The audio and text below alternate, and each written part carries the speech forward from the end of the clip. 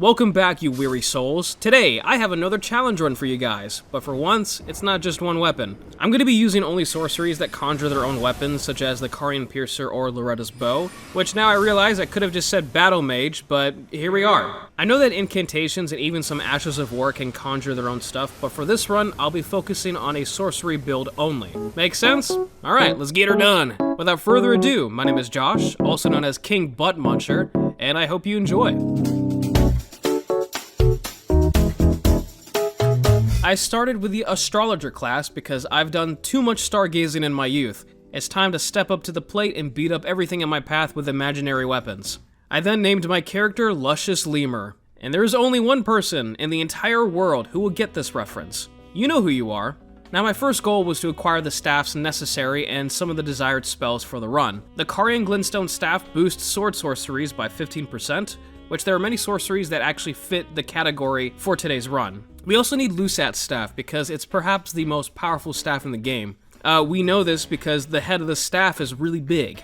Along the way to Lusat, I grabbed the Royal House Scroll along with the flail for our infamous early rune farm, Mother Dragon. Let me not forget to grab the Golden Vow Ash of War because that's a solid 11.5% boost in all damage. And after bleeding out the dragon, I visited the Pope in dog form to gather both the Carian Slicer and Glintstone Phalanx, whatever it's called. I know some people are gonna whine about the fact that I'm using floating swords and they're not appropriate for this run, but hey, they're floating swords. So it counts, you control freaks. This is my video. I can do what I want.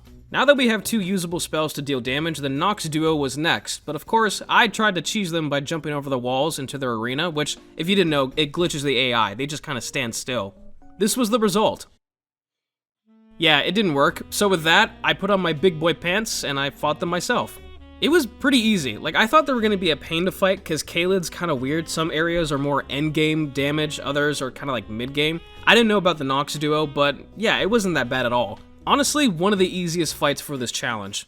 We now have Lusat's staff, but still not enough brains to wield it. So in that case, I grabbed the Magic Shrouding tier and the Intelligence Knot tier in preparation for, something. I forgot what it was. I then visited Celia Crystal Tunnel, which I originally was just gonna grab the Somber Smithing Stone 4, but the Carian Slicer is no laughing matter, even without the full setup. Oh hey, that's not bad. It's pretty good. Alright. This is pretty much checkmate here. So I had more runes than expected and the Somber Stone 6. Nice. Even though the Carian Slicer would be more than enough for this entire run, I wanted to have a healthy variety. There are two more spells to acquire before the first boss, Margaret. One of them being the Gavel of Haima. I was ecstatic to use this spell, as I never did before, and it seemed to be a powerhouse, although I will say, the path to get it was stupidly stupid. So first, you need to grab any sort of glintstone crown by smacking these magical crabs. Then find the other Academy key, give it to Thops, or Tops, whatever his name is. He'll give you the erudition gesture that you use in front of this magical wall. Bada bing, bada boom, you're a judge now. Just a few more things and we can get started. The Graven School Talisman to boost my sorceries by 4%. The Ritual Sword Talisman for a 10% boost when at full health. I beat up this vegan for a total of 90,000 runes, and now we have enough smarts for Lusat's staff. Finally, the Carian Piercer, located within Caria Manor. At last, we can physically abuse some bosses with our imagination, but I do want to point something out. Look at my health bar. The Astrologer class already has very low HP at only 9, but the crown reduces my HP by a percentage as well, and I feel like Renala could fart on me and I would die. Which actually is not a bad way to go. Since the earlier bosses are really easy, I decided to do multiple tests with our arsenal of weapons to get an idea of how powerful they are.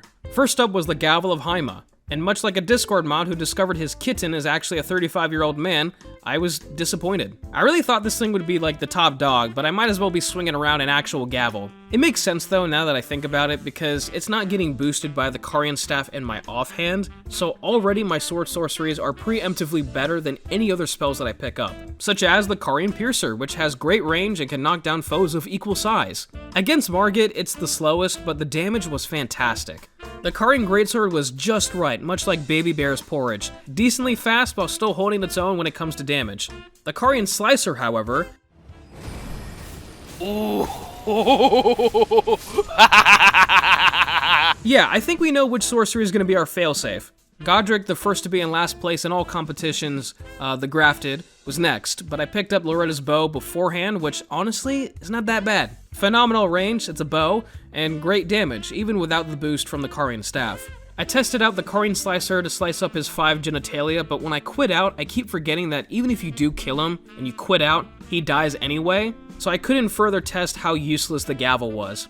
Fortunately, I could take out my frustration on Gustok. Stupid! Now, with an extra talisman slot, I did Sylva's questline to acquire the Magic Scorpion Charm. He gave me a kiss in return, and I also went to bully Godfrey, whatever his name is, because I have spells like Carian Piercer or Loretta's Bow that can be charged, so when comparing weapons, I can switch up my talismans. With that, Radahn was my next victim, so to warm up, I tested the gavel first. And you know what? That tells me all I need to know. The Carian Piercer wasn't too bad, although now my normal for this fight is killing Radahn before he becomes a meteor, so anytime he does enter the second phase, I consider that weapon or spell to be bad, which is weird, but it's true. The Carian Slicer was, again, an absolute brute of a weapon. It's not just the damage, but the speed of the spell makes Sonic look slow. Anyways, yeah, Radahn was put down, and with that we can venture on in Ronnie's questline. And this time around, we're going to be doing the full quest, for there is one extra sorcery that we can obtain through her, and also I want a wife. It's definitely the longest process, but when I tell you that this one may rival the Carian Slicer, it's definitely worth it. So down to Necron we go.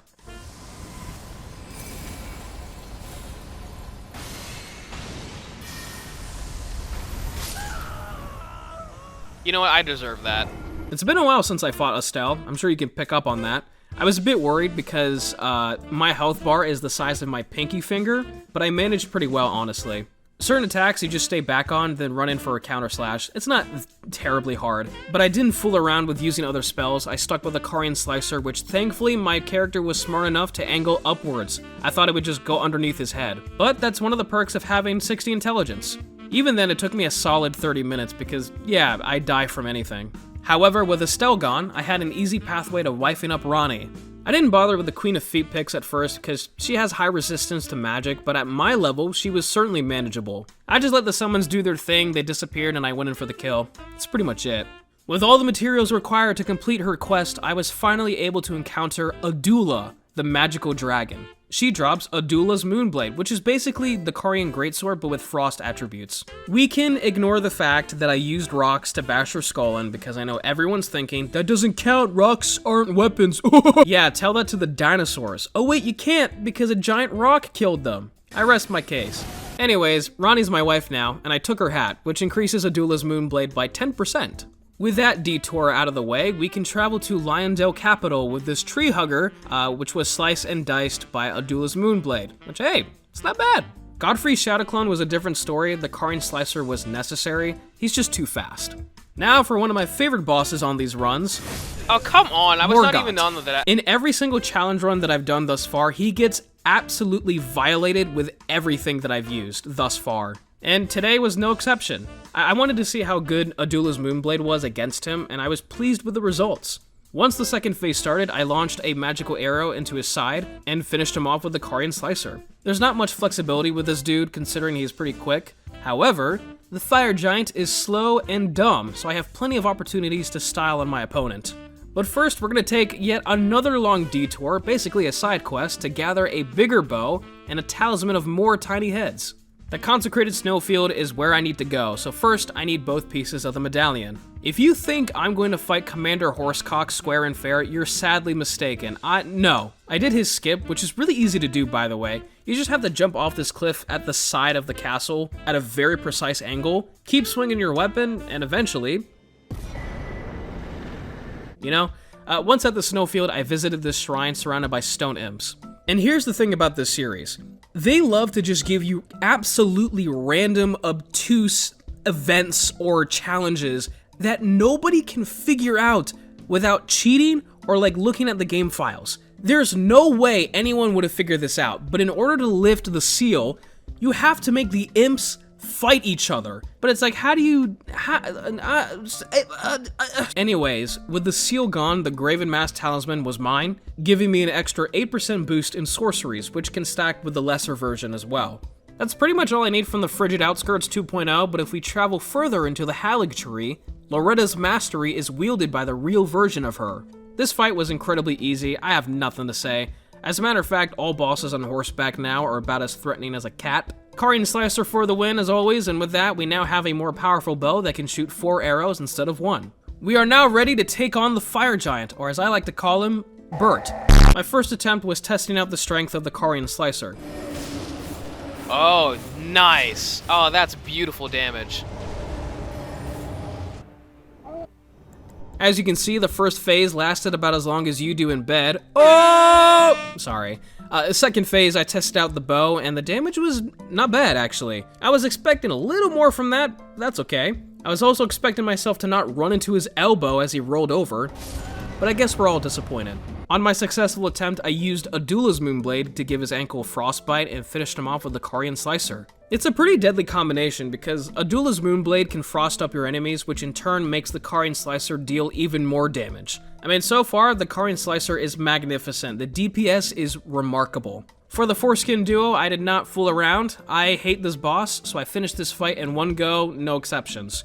The Carian Slicer was again my go-to, but if there was only one on screen, I would let Bernal take the beating and shoot arrows from afar, just to kind of, play around a little bit. Nothing special to say here, because they're not special, so let's move on to Malakath. The Beast Clergyman was too fast for anything other than the Carian Slicer, there's just no way. So I waited for my usual attacks to counter. Either the forward swipe, the rock throw, or the beast claw. Those are the safest attacks that I can always counter. Malakath himself was a pushover, his opener is so easy to take advantage of, and at that point he's near death, so I'll just let this one play out. Alright, that was really easy. Okay. Honestly, I thought it'd be a bit harder, but I'm glad it wasn't. And of course Malakath. Dude, Malakath is so easy now. People have been telling me on one of my most recent videos that Malenia isn't the hardest. Dude, no. And someone told me that Malakath was the hardest. No offense, but this guy's easy now. He can be annoying, but not nearly as bad as Malenia. Oh, so it doesn't... It sort of it has pretty good range. I thought it would have reached him from there, but I guess not. Oh wait, let's do this. Haha! Yeah. None shall take the throne. Queen Margaret. Yes. How does it feel, huh? How does it feel? You fool! I am the spammer now! Usually, Godfrey is pretty annoying, considering his habit to stomp all over the place like an angry toddler, but again, the Carian Slicer is too quick to care. The amount of hits you can sneak in between his own is so refreshing. I'm used to doing maybe 1 or 2 attacks, but the Carian Slicer is so good! Second phase is scripted. I do so much damage that he immediately attempts to buff, and the fight's over at that point. All that's left is Radagon and the Elden Beast. Alright, 3 tries. Radagon. Alright, well that's the... that's the half of his health. Man, the Carian Slicer never fails to... Look at that, he's almost dead already. He is dead. That's amazing. Alright, let's get ready for the Elden Beast. Or I guess the swords will just disappear, that's fine too, I guess. Look at that. That's such good damage. I think really what makes the Carian Slicer so good is that you do so much damage so quickly. That's crazy. Just the speed of this weapon is ridiculous. Oh, no rings this time around, big boy? I've noticed that with the Elden Beast. If you get him down to like a certain amount of health after his opener, he just doesn't do like his normal combos and stuff. He just kind of runs around and does melee attacks. I don't know why, but hey, I'll take it. Like, I guarantee you he's not going to do any ring attacks. At all. He's just going to try to keep on meleeing me. He should be actually trying to do the Elden Stars attack, but he's not. I'm kind of surprised. I'm going to do it now. No!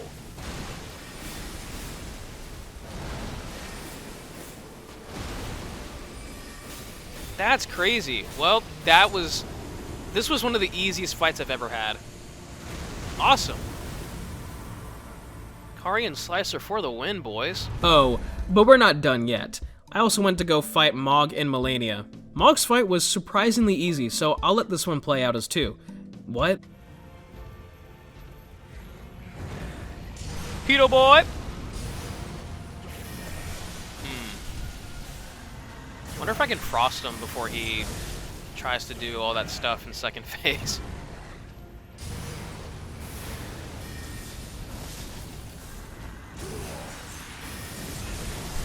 He's not frosted yet? That's weird.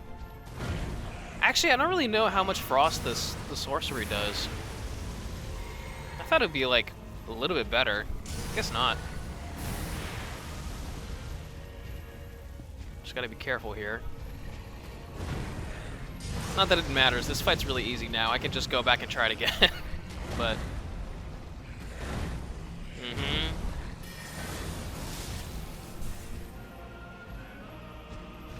Normally I can counterattack him when he's backing up like that, but... I don't know, with the sorcery... There we go! There's the frostbite. The sorcery's a bit slow for my taste. Come on! Oh man, that's awesome. Okay, let's try I don't know what I want to try. We can try the bow, I guess. And the piercer. Oh. Oh, so he's like Godric. I never knew that.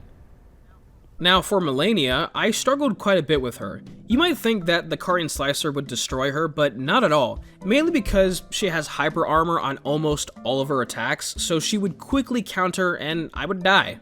Adula's Moonblade is what did the trick, actually. I practiced the old-fashioned back it up technique to keep out of range while still being within my own. Adula's Moonblade has crazy reach, not to mention the projectile, which Melania seemed to have a very big problem dodging. She just couldn't get the timing right.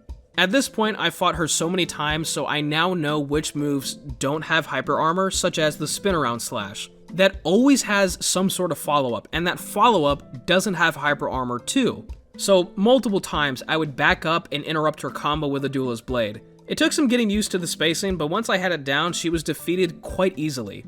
And there you have it, ladies and gentlemen. I beat Elden Ring with only I'll just say Battle Mage. I beat Elden Ring as a Battle Mage, which really isn't a challenge, but it was fun. I hope you enjoyed. Obviously, the Carian Slicer is our winner. That sorcery was phenomenal, but Adula's Moonblade was a good backup plan, especially against bosses like Melania, where Carian Slicer didn't work. But I want to thank you guys for watching. If you have more challenge run ideas, even for other games, let your boy know. That's me, by the way. And if you want to become a member on the channel, when I do live stream, you get these cool badges by your name. And I want to get some more emotes, but I don't know who to contact and what to even do, but I'll figure it out. And of course, if you did enjoy this video, be sure to leave a like and to subscribe for more content like this. And I'll see you in the next video. Take care, everyone, and of course, stay safe.